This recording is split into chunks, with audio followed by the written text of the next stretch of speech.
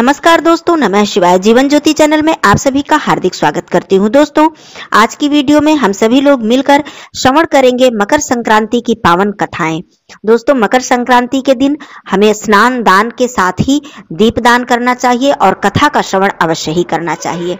ऐसा करने से हमें अत्यधिक पुण्य फल की प्राप्ति होती है। तो आइए श्रवण करते हैं मकर संक्रांति की पावन कथाएं। एक समय की बात है, पृथ्वी लोक पर एक राजा थे। उनका राज्य बड़ा ही सुखद था, समृद्ध था और राजा बड़े ही दयालु थे। इसी राज्य में एक ब्राह्मण हरिदास निवास करता था।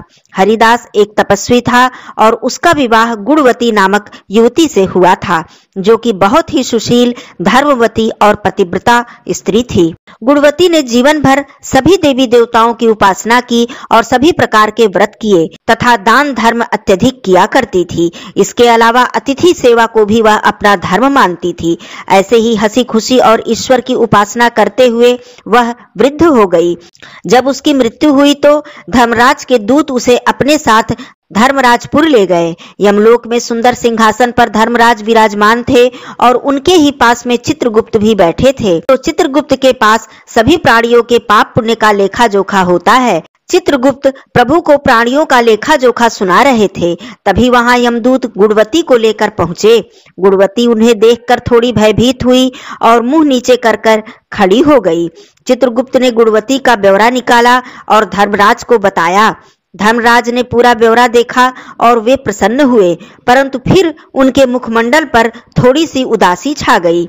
यह देखकर गुणवती ने पूछा, हे प्रभु, मुझसे क्या भूल हुई है? यम धर्मराज ने उत्तर दिया, हे देवी, तुमने सभी देवी देवताओं के व्रत किए हैं, उपासना की है, परंतु कभी तुमने मेरे नाम से कुछ पूजा पाठ या कोई भी दान धर्म नहीं किया है। धर्मराज की यह बात सुनते ही गुणवती क्षमा याचना करने लगी और कहने लगी, हे प्रभु, मुझे आपकी उपासना के बारे में कुछ भी ज्ञात नहीं था। मैं नहीं जानती थी कि आपकी उपासना किस प्रकार से किया जाता है। कृपा करके मुझे वह उपाय बताइए। मैं आपके मुख से आपकी भक्ति का मार्ग सुनना चाहती हूँ और मेरी यह इच्छा है कि मृत्यु लोक पर वापस जाकर आपकी भक्ति करूं और सभी लोगों को इसके बारे में बताऊं। धर्मराज ने उसकी विनती सुनकर बताया कि जिस दिन सूर्यदेव उत्तरायण में प्रवेश करते हैं, यानी मकर संक्रांति के दिन मेरी पूजा शुरू करनी चाहिए। उस दिन से लेकर पूरे 1 वर्ष तक मेरी पूजा करते हुए कथा सुनना चाहिए और एक दिन भी पूजा या कथा छूटनी नहीं चाहिए। साथ ही पूजा करने वाले व्यक्ति को धर्म के इन 10 नियमों का पालन करना चाहिए। पहला, धीरज रखना व संतुष्ट रहना। दूसरा, अपने मन को वश में करना और सभी को क्षमा करना। तीसरा, चोरी और अन्य दुष्कर्म कभी नहीं करना। चौथा, मानसिक और शारीरिक शुद्धि यानी पुरुष व स्त्री से बचकर रहना। पांचवां, अपनी इंद्रियों को अपने वश में रखना। छठवां, बुरे विचारों को अपने मन में न लाना, यानी कि अपनी बुद्धि को पवित्र रखना। सातवां, पूजा पाठ एवं दान पुण्य इत्यादि करते रहना। आठवां, व्रत करना एवं व्रत की कथा का श्रवण करना। नौवां, सच बोलना एवं सभी से अच्छा व्यवहार करना। 10वां, क्रोध कभी नहीं करना। धर्म के इन सभी 10 लक्षणों का पालन करते हुए पूरे 1 वर्ष तक मेरी कथा को नियम से सुनना, दान पुण्य व परोपकार करना, अगली मकर संक्रांति पर इस व्रत का उद्यापन करना, अपने सामर्थ्य से मेरी एक मूर्ति बनाकर विधि विधान से प्राण प्रतिष्ठा कराकर हवन एवं पूजन करना एवं साथ ही चित्रगुप्त की पूजा करके काले तिल के लड्डू का भोग लगाना, ब्राह्मण भोज कराना एवं बांस की टोकरी में 5 सेर अनाज का दान करना। इसके अलावा गरीबों, जरूरतमंदों को गद्दा, तकिया, कंबल, लोटा व वस्त्र आदि का दान करना। हो सके तो गौदान भी करना। धर्मराज से व्रत की पूरी कथा सुनकर गुणवती ने पुनः धर्मराज से प्रार्थना की, हे प्रभु, मुझे फिर से एक बार मृत्यु लोक में जाने की आज्ञा दीजिए, जिससे मैं आपके व्रत को कर सकूं और इस व्रत का प्रचार भी लोगों में कर सकूं। इस पर यमराज ने अपनी सहमति दे दी। धरती लोक पर गुणवती पुनः जीवित हो उठी और उसके परिजन अत्यंत ही प्रसन्न हुए। गुणवती ने धर्मराज से हुए वार्तालाप के बारे में अपने पति देव को बताया और कहा कि हम यह व्रत अवश्य ही करेंगे और धर्म के नियमों का पालन भी करेंगे। मकर संक्रांति आते ही गुणवती और उसके पति ने व्रत करना शुरू कर दिया और 1 वर्ष पश्चात इसका उद्यापन किया।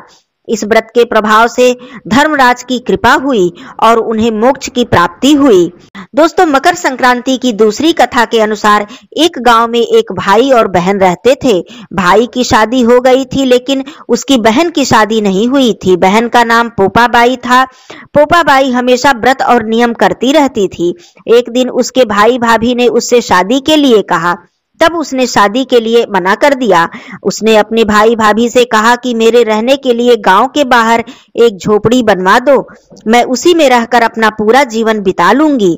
गांव के सभी लोग कहने लगे, हे गांव वालों, आप लोग अपने अपने गाय बछड़े को मेरे झोपड़ी के पास घास चरने के लिए छोड़ दिया करो।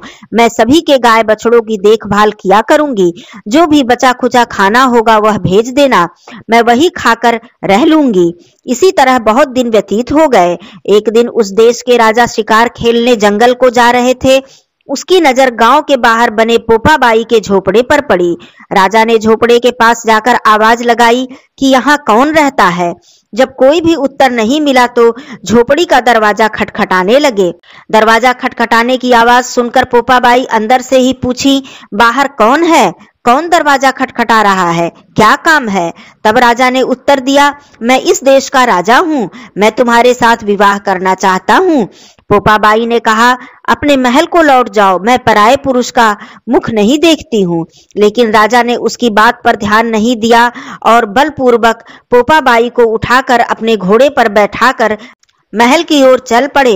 पोपाबाई ने राजा को श्राप दिया, हे राजा, तेरा राजपाट सब नष्ट हो जाएगा।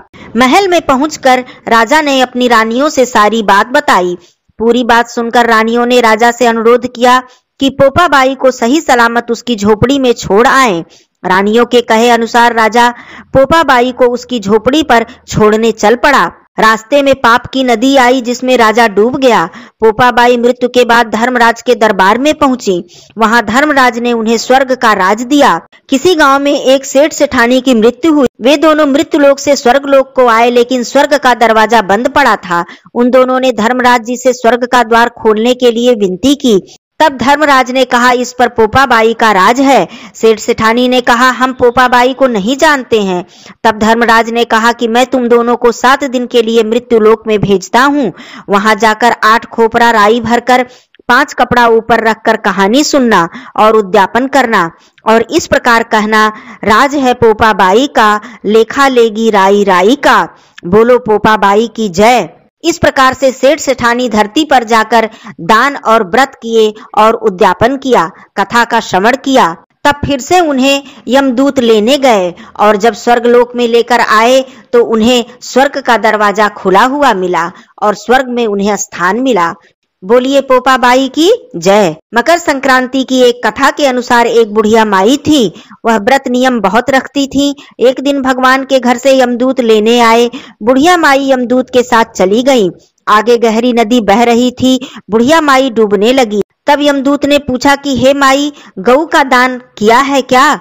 बुढ़िया माई ने मन में गाय माता का ध्यान किया तो गाय माता उपस्थित हो गई।